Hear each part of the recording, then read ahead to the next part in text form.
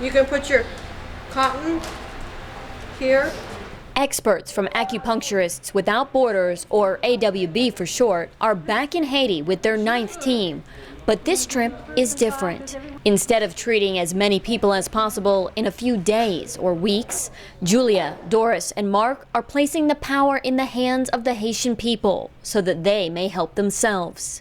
Everywhere that our teams have worked in the camps, they've all been asking about training. When are you coming? When are you going to come and train? The treatments help people recover from the trauma of surviving a major earthquake so they can rebuild their lives.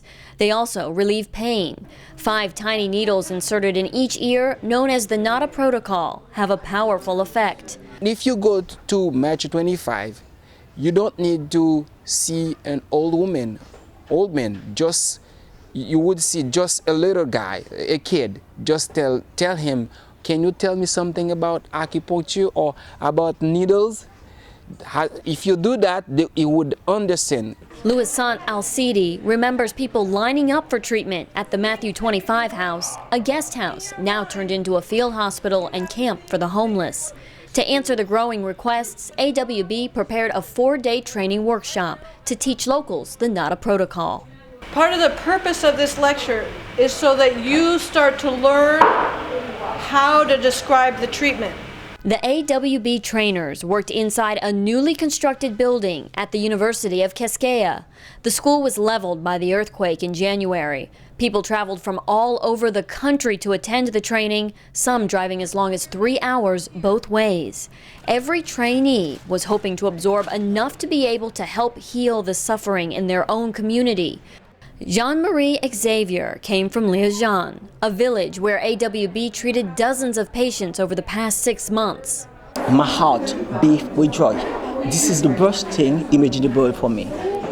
Now I prepare and go to the hospital and go to the camp and take care of my people.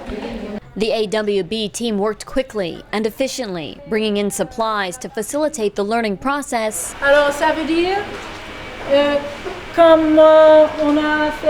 and interpreting the lessons in French and Creole so that no one was left behind a language barrier. Each day started with meditation and a review on sanitation practices.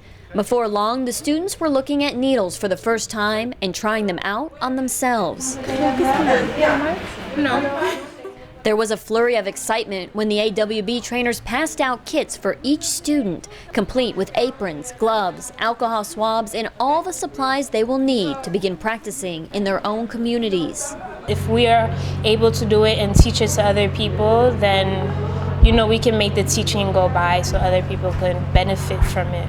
Christina is in her 3rd year at the university. She was one of the first to try out the 5-needle protocol on another student. It's definitely hard to see, but this is a little bit lower than that. That's mine too.